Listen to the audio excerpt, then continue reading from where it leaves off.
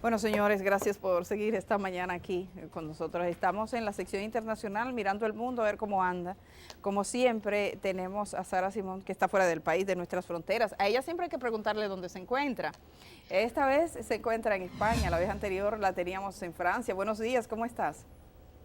Hola, muy buenos días, Edith, ¿cómo estáis por allí? Estoy bien, y aquí me encuentro junto a Eliades Acosta Matos, que Hola como Sara, siempre. ¿qué tal? Eliades, Muy buenos buenos días. días, un ¿Cómo placer días. estás? saludaros de nuevo. ¿Y qué tal? Bueno, viendo lo convulso que está la situación mundial. Bueno, Sara, tú apenas acabas de salir de Francia, todo el mundo, muchas crónicas pendientes de la vida privada del presidente, pero bueno, es otro de los asuntos que deberían ocupar las mentes y la atención del mundo. Cuéntanos.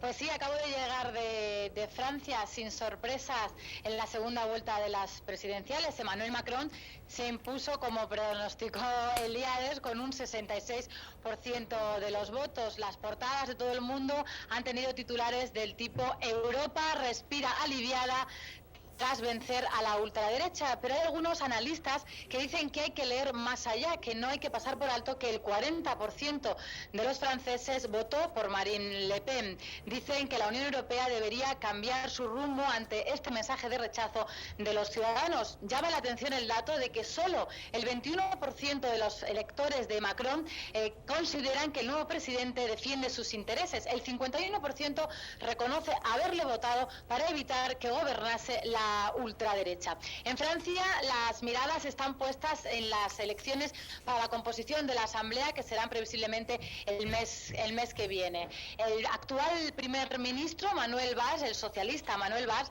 ya ha anunciado que se presentará, pero lo hará con el nuevo partido de Emmanuel Macron.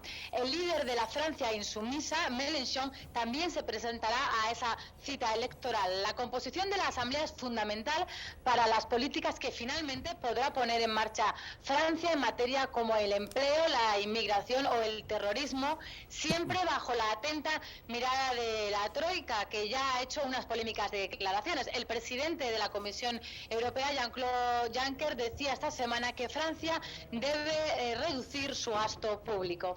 Los analistas aquí se hacen una pregunta que hoy quisiera formularle a Eliades. Dicen que si los líderes europeos tendrán en cuenta este resultado y tomarán medidas, o si van a continuar las políticas de ajuste que han llevado precisamente a la ultraderecha a subir al récord histórico y que son las políticas que han aumentado la precariedad y la desigualdad aquí en Europa. Bueno Sara, muy buena pregunta y muy pertinente porque lo que estamos viendo es una preocupación mundial alrededor del ascenso al que tú te referías de digamos, la extrema derecha en Europa y en otras partes del mundo. En efecto, hay un proceso de ascenso de la extrema derecha, cosa que siempre en la historia ha ocurrido en medio de crisis económica, crisis de identidad, miedos hacia lo exterior.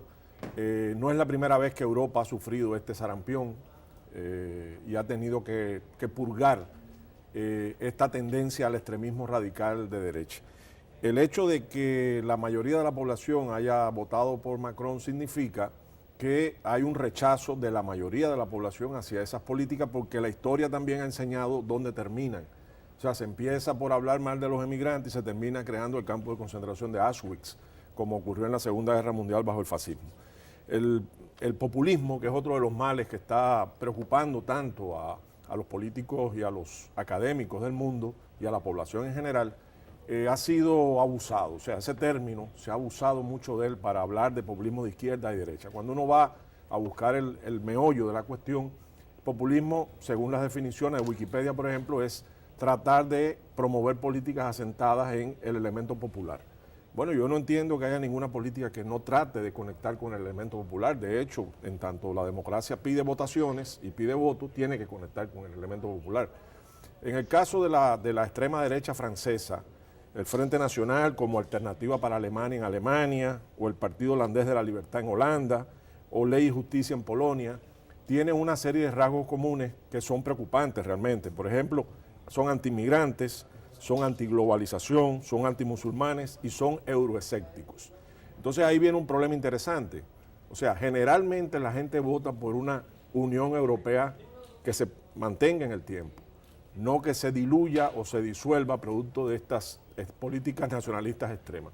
Yo tengo aquí, por ejemplo, el periódico El País de ayer, donde dice precisamente, Bruselas defiende una globalización que ponga freno a los populismos. Y tengo también el del día anterior del periódico El País, de que la Unión Europea, precisamente para tratar de fomentar la memoria de por qué se ha llegado a la Unión Europea, acaba de crear en Bruselas un museo de la Unión Europea. Es decir, donde vienen todos los pasos que justifican el haberse unido en ese bloque. Entonces sí, en efecto, hay datos del crecimiento y del ascenso de la extrema derecha en países. Los países donde han experimentado mayor crecimiento son Austria, Bélgica, Francia, Hungría, Polonia y Suiza. Y los países donde menos crecimiento ha experimentado son Alemania, República Checa, Portugal y España. No es casual, veamos que eso... ¿Por qué? Bueno, porque esos países sobre todo han sufrido en carne propia los excesos de una extrema derecha en el poder. El caso de Portugal con las dictaduras militares de los coroneles, el caso de España con Franco, el caso de Alemania con el Tercer Reich de Adolf Hitler. Entonces estos países no lo han probado todavía.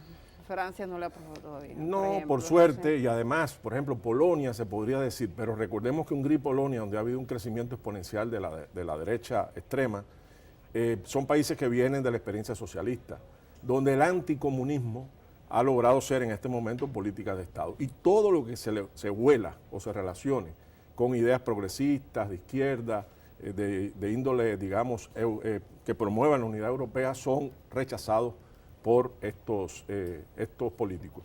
Aquí juega un papel importante la prensa. O sea, la prensa siembra matrices de opinión y condiciona también un pensamiento y una acción. Bueno, por supuesto. Entonces, Sara, que sigues ahí ya saliendo de Francia para España. Ahora estás en España. ¿Qué tal España? ¿Cómo lo has encontrado?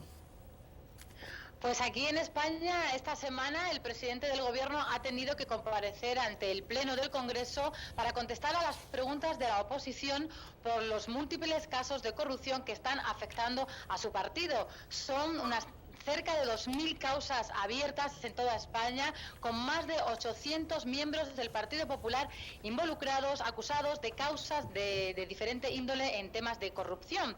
Ayer conocíamos un nuevo nombre, la delegada del Gobierno en Madrid, hermana del expresidente madrileño Ignacio González, que hace tan solo unas semanas era detenido por la trama de corrupción o la operación conocida como Lezo, una trama de corrupción en la que supuestamente a través de la empresa pública de aguas del canal de Isabel II habrían desviado fondos públicos. Entre otras operaciones, a través del canal de Isabel II se compraron filiales en América Latina con un sobreprecio que no estaba en el mercado, y además se dieron cerca de 100 millones de euros a funcionarios para sobornarles con el objetivo de conseguir contrataciones públicas en países como Panamá, Colombia, Haití y también en República Dominicana. Debido a esta trama de corrupción se han tenido que cerrar una docena de filiales en América Latina. De momento, la filial en República Dominicana, AAA Dominicana, no ha sido cerrada, pero sí está bajo investigación el socio estratégico en República Dominicana, el empresario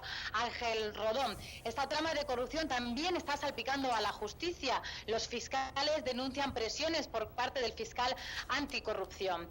Y en medio de este escenario de corrupción que afecta muy directamente al partido del Gobierno, se ha hecho pública esta semana una nueva encuesta del CIS que dice que si se celebrasen nuevas elecciones generales en España, el partido del Gobierno volvería a ganar las elecciones. Me gustaría preguntarle a Eliades qué lectura hace de esta tendencia del voto de los españoles, si también hay parte de responsabilidad por parte de la oposición y de los medios de comunicación que mencionabas sobre el tratamiento que están haciendo sobre todos estos temas de corrupción que están afectando a la política española. Mira, Sara, también has tocado un tema importantísimo para los estudios políticos contemporáneos. O sea, ¿qué pasa con esa inercia de la votación en España? O sea, ¿por qué un partido como el Partido Popular puede estar involucrado en actos de corrupción que en cualquier otro país hubiesen implicado la caída del gobierno o la renuncia del gobierno, y sigue en el poder y sigue gozando de la intención del voto de un buen sector de la población? Bueno, en primer lugar te diría que hay un miedo al cambio también. O sea, hay un miedo de cambiar de opción electoral porque no se sabe qué puede ocurrir. Y ahí es donde entra el partido de gobierno, el PP, y donde entran los grandes medios que atizan el miedo precisamente al cambio y viven aterrorizando a la población y tratando de demostrar, entre comillas, que no hay alternativas. El caso típico es Podemos, que llegó a ser la segunda fuerza electoral, ahora está en tercer lugar, junto con Izquierda Unida, y que es el blanco predilecto de las campañas de satanización de la derecha española y la derecha también europea y mundial. Se le ha acusado de todo, de chavistas y populistas. Sin embargo, yo me pregunto cuántos han leído de verdad el programa político de Podemos. El programa político de Podemos tiene 154 páginas. Aquí hay, por ejemplo, algunas de las medidas que explican por qué está, de ese programa, por qué está tan atacado y por qué se le trata de descalificar como alternativa. Por ejemplo, mejora de la regulación del sistema financiero, eliminación del secreto bancario, revocatorios por incumplimiento del programa electoral, revocación de cargos públicos, igualdad política, reforma del sistema electoral, reducción del número de altos cargos, recuperación de los derechos laborales en el sector público, ampliación de la ley de transparencia, regulación de las incompatibilidades en los cargos públicos, Plan Nacional contra la Corrupción y para la Transparencia Institucional, introducción de la figura delictiva de enriquecimiento injusto o ilícito. Son algunas de las medidas que ellos implementarían de llegar al poder. Precisamente por eso no se quiere que llegue al poder. Entonces han logrado una matriz de opinión, sembrarla en la población, que tal parece que es mejor aguantar un corrupto conocido que a un reformador social por conocer. Bueno, y mencionaba Sara, en el caso español mencionaba al empresario Ángel Rondón, que Sara, comentarte, este es el mismo hombre que está señalado en República Dominicana de recibir los 92 millones de dólares por parte de Odebrecht, que él ha dicho que eran pagos por honorarios, los honorarios más caros. Estuvo vinculado a distintas obras que también algunos de estos españoles, ahora presos, eran sus socios aquí en República Dominicana. En ese sentido, decirle, Eliades, que vivimos en un mundo, cada vez estamos mirando que lo que verdaderamente no tiene fronteras es la corrupción. Sí, conviene al sistema expandir la corrupción. Hace débiles a los políticos, hace débil al Estado y hace fuerte a las empresas y hace fuerte a las transnacionales. Yo quería un matiz final sobre el tema de la corrupción en España, y es la denuncia que hizo un diputado, Pablo Bustundiu, de Podemos Izquierda Unida en el Congreso Español, a raíz de la presentación por el Partido Popular, ese mismo partido corrupto que ha hablado aquí, sobre el que ha dado datos Sara, a raíz de presentar una moción sobre la situación en Venezuela. Yo voy sencillamente a citar las palabras del diputado de Podemos, que fueron muy aplaudidas por sus partidarios y por gran parte de la prensa internacional alternativa. Dice el diputado: tras 4 semanas de silencio parlamentario en medio de una ciénaga irrespirable de corrupción, la primera iniciativa que trae el PP a esta Cámara no es para dar explicaciones ni para asumir responsabilidades, es para hablar sobre Venezuela. Y ha calificado a Venezuela como la máquina de humo del PP para que la población no preste atención a los constantes escándalos de corrupción que protagoniza. A ver, en vez de hablar de lo que está pasando en casa, hablamos de Venezuela. Es muy cómodo. Vamos, quisiera compartir, Sara, antes, porque esta madrugada apenas era que estaban llegando las historias desde Brasil. Sé que vas con el tema brasileño, así que compartimos una historia rápida de la agencia AFP, de lo que dijo Luis Ignacio Lula da Silva cuando salió del interrogatorio, y nos da un poco la perspectiva de todo lo que ocurrió en ese entorno. Así que compartimos esta historia. El expresidente brasileño Luis Ignacio Lula da Silva recibió el apoyo de miles de sus seguidores en un mitin en Curitiba. Tras enfrentar un interrogatorio por corrupción el miércoles, el izquierdista de 71 años insistió que enfrenta una persecución que busca impedir su candidatura en las elecciones presidenciales de 2018. La historia mostrará que nunca antes en la historia de Brasil alguien fue tan perseguido, masacrado como estoy siendo en los últimos años. Curitiba vivió una jornada de tensión bajo fuertes medidas de seguridad para evitar choques con los lulistas movilizados por el PT y organizaciones rurales y sindicales con los defensores de la Operación Lava-Jato. Venimos a defender al presidente Lula, que es un hombre honesto, que es un hombre que trajo progreso para el país y que es del pueblo. Está con la gente y por eso la gente vino hoy. Es importantísimo que las personas honestas que han combatido la corrupción por tantos años se vengan a manifestar. La sentencia del juez Moro debería conocerse en un plazo de 45 a 60 días, aunque algunos analistas apuntan que podría ser en apenas un mes. Mucho movimiento, gente que llegó incluso para acampar, Sara, frente a este interrogatorio que parece ser que acaparó la atención del mundo entero. Sí, sin duda es una de las noticias internacionales de la semana. El expresidente, como hemos visto, Luis Ignacio Lula da Silva, asistía a los tribunales para testificar como imputado en esa macrotrama de corrupción conocida como Lavallato. Se le acusa de tener un piso que habría recibido de la constructora OAS, que aunque no está su nombre, dicen que lo habría recibido a cambio de favores. Lula ha dicho que está siendo víctima de una persecución política, que lo que buscan es evitar su candidatura para las próximas elecciones presidenciales de 2018, en la que las encuestas ya le dan como favorito.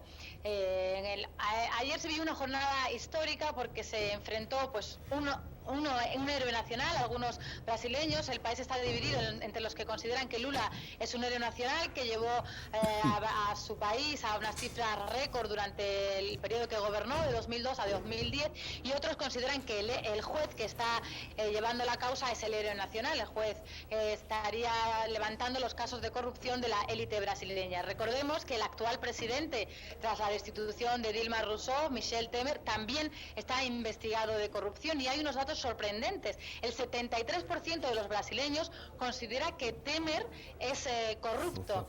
El 91% dicen que tiene un mal gobierno y el 83% dicen que deberían de celebrarse nuevas elecciones en Brasil para legitimar al presidente. Sin embargo, el partido del presidente, el MDB, lo que ha hecho ha sido presentar una enmienda para posponer esas elecciones que están previstas para 2018 y no celebrarlas hasta 2020. Algo que no se está comentando a nivel mundial en contraprestación a todo lo que estamos oyendo sobre la celebración de elecciones en Venezuela. Por otra parte, me gustaría preguntarle a Eliades cómo vivió él ese momento de Lula en el que veíamos esas imágenes, cómo llegaba a los juzgados con una bandera de Brasil en mano y arropado por miles de seguidores, y después de esa larga comparecencia ante el juez de más de 5 horas, pues tuvo esas palabras con todos los que les apoyaron. La pregunta que se hace un poco el mundo es si estamos ante el final de un líder de la izquierda mundial o si por el contrario estas acusaciones contra Lula y los movimientos políticos que está llevando a cabo el presidente Temer lo que están haciendo es encumbrarle de nuevo hacia el poder. ¿Cómo lo ves, Eliades? Bueno, Lula declaró al salir del interrogatorio que nunca había deseado más ser presidente que en ese momento. Quiere decir, lejos de quebrarse con estas medidas y estas persecuciones políticas, Lula ha reafirmado su voluntad, que es la voluntad popular de la mayoría de los brasileños, de continuar un proceso de cambio que por algo le dio, al salir como presidente, le dio el 80% de popularidad.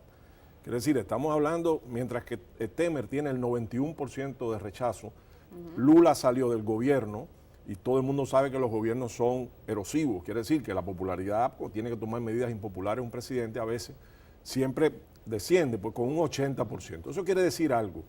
Y eso quiere decir también cómo se usan estos casos de corrupción como herramienta geopolítica en la arena internacional. O sea, nadie está en contra de que haya un proceso justo, objetivo y equitativo para depurar los casos de corrupción en cualquier país que sea y que respondan los corruptos. Pero evidentemente se utiliza la corrupción y la lucha contra la corrupción también como una herramienta geopolítica.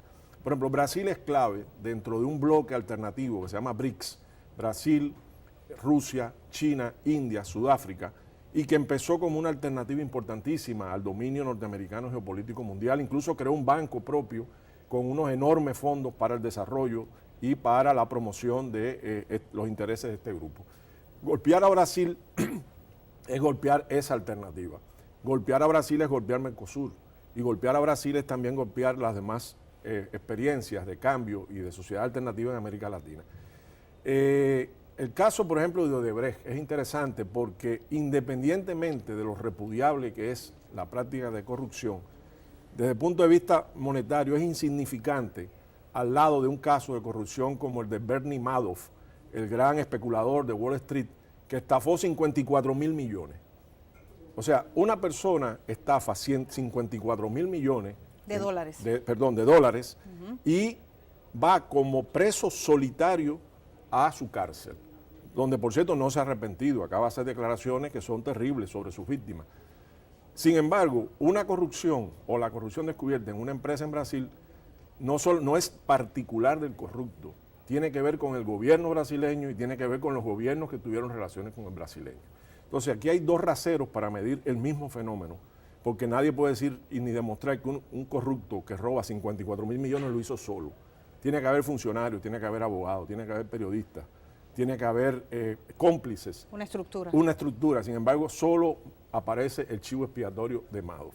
Por lo tanto, yo creo que la figura de Lula, lejos de deteriorarse por estas campañas, saldrá fortalecida de cara al 2018. Bueno, y pasamos de Brasil, nos vamos un poco más arriba, vámonos a Estados Unidos. Su presidente, su inusual presidente, que está dando signos todos los días. Sí, por supuesto, no podemos cerrar la sesión sin hablar de Donald Trump, un habitual en nuestro segmento. Esta semana el presidente americano ha destituido al director del FBI. Lo hace cuando este está investigando las relaciones de la campaña de Donald Trump con Rusia. James Comey era un personaje considerado independiente, había sido nombrado por Obama hace 3 años y todavía le quedaba hasta 2023 para finalizar su mandato. El presidente americano ha justificado su decisión por un informe que había presentado el fiscal hace unos meses cuando se cerró el caso en julio del año pasado sobre la investigación de los correos de Hillary Clinton. Debido a que James Comey estaba investigando esas relaciones de Donald Trump con Rusia, algunos dicen que les recuerda al momento en el que Nixon despidió al fiscal especial que le estaba investigando por el caso Watergate. Te hago un poco, Eliades, la pregunta que se está haciendo el mundo entero. ¿Por qué ahora Donald Trump despide al director del FBI? ¿Hay relación con esa investigación sobre las relaciones de Rusia con la campaña de Donald Trump? Bueno, Sara, yo he dicho aquí en esta sección varias veces que Trump es todo menos loco. O sea, Trump es un hombre que tiene una mentalidad estructurada, si no fuera presidente de los Estados Unidos, y representa intereses muy concretos que apoyan las medidas que toma y que le han dado carta blanca para hacerlo. Por ejemplo, una de las cosas muy visibles en el gobierno de Trump es el apoyo a los gastos de defensa. Esa es una vieja demanda del movimiento neoconservador norteamericano que va precisamente para fortalecer las ganancias del complejo militar industrial. En el caso de Trump, además, está esa soberbia que tiene que ver con el ego personal y que se cree que dirigir desde el despacho Oval es como hacerlo en aquel programa El Aprendiz, en el cual su frase favorita era "estás despedido". Es decir, es lo que aplicó a James Comey. Por ejemplo, este séptimo director del FBI en la historia norteamericana, que es un abogado destacadísimo, que fue nombrado en el año 2013 y cesado ahora en el 2017, que es un hombre que tiene una trayectoria independiente, como tú has dicho. Por ejemplo, se opuso a las torturas bajo el gobierno de Bush y declaró en contra de que el submarino no fuera considerado tortura, de que hizo investigaciones independientes en varios casos y que fue además un hombre que ha tenido una posición, vamos a decir, ética en una serie de asuntos, aunque sea criticable la forma en que lo hizo con respecto a Hillary Clinton en medio de la campaña electoral. Este hombre se enteró de que había sido cesado en medio de un discurso a oficiales de la policía en Los Ángeles por los flash de la televisión que le estaban sirviendo de referencia. Así decir, como esas letras que ustedes ven, ¿sí?, que están pasando por debajo ahora mismo, el cintillo de la pantalla. Así mismo él estaba hablando y ve el cintillo donde dice que él es cancelado. Claro, hizo unas bromas, llamó a Washington, se enteró que era cierto. Eso era lo que hacía Trujillo aquí en este país. Los ministros se enteraban de que eran quitados o puestos en el Caribe. Por lo tanto, estamos en presencia de un autócrata. Estamos en presencia de un hombre que considera que ya lo hizo con Sally Yates, la procuradora general, en enero, cuando ella se opuso a las medidas de vetar la inmigración y construir el muro. Y es cierto lo que dice Sara, que recuerda a la actuación de Richard Nixon cuando cesó a Archibald Cox, que era el procurador especial para la investigación de Watergate. Entonces, si el FBI y el director del FBI acaba de pedir al Congreso norteamericano más recursos económicos, más apoyo, más respaldo para continuar las investigaciones que involucraban a Trump en el caso del supuesto hackeo ruso y intervención en las elecciones, la única conclusión posible es que a Trump no le convenía que el FBI siguiese esa investigación y cortó por lo sano, quiere decir, cortó por la cabeza del director del FBI, lo cual ya ha creado en Estados Unidos la percepción de que se va a enfrentar a un nuevo Watergate. Es decir, se va a enfrentar a una nueva situación en la que el presidente está constantemente violando la ley y tendrá que responder por sus actos. ¿Y puede resultar mal para el presidente? Bueno, habría que ver la correlación de fuerzas internas, pero puede resultar mal para el presidente. Nixon tuvo un poder omnímodo, es decir, Nixon fue una especie en medio de la guerra de Vietnam, todas esas situaciones le dieron mucho poder y lo usó para espiar, reprimir, contrarrestar a sus enemigos de forma sucia, le decían Dirty Dick, o sea, el sucio Dick, era un hombre que no tenía escrúpulos, y este presidente evidentemente está siguiendo los pasos de Nixon y le recordaríamos, cuidado, puede terminar también con aquella imagen del avión presidencial haciendo la señal de la victoria en el momento que acababa de renunciar por el escándalo terrible de Watergate. Bueno, pues Sara, muchísimas gracias. ¿Qué temperatura tienes ahí? Gracias a vosotros. Parece que está leve. Un placer estar con vosotros. ¿Está leve el clima contigo? ¿Qué temperatura tienes? Pues hoy hay como 15 grados. Hace un momento estaba lloviendo muchísimo, por eso estoy con el chubasquero, pero parece que nos está dando una tregua. Vamos a estar unos días así con el tiempo de la temporada, sí. Sol y lluvias. Muchísimas gracias, Sara. Siempre es un placer hablar contigo. Hasta luego, Sara. Gracias a vosotros, que tengáis muy buen día. Gracias a Sara, que hoy ha estado desde España, y gracias a Eliades, que ha estado como siempre un placer. acá. Nos vemos el próximo jueves. Y aquí seguimos todavía con más. Ahora venimos con Dilia Leticia Jorge Mera, que ya está con nosotros.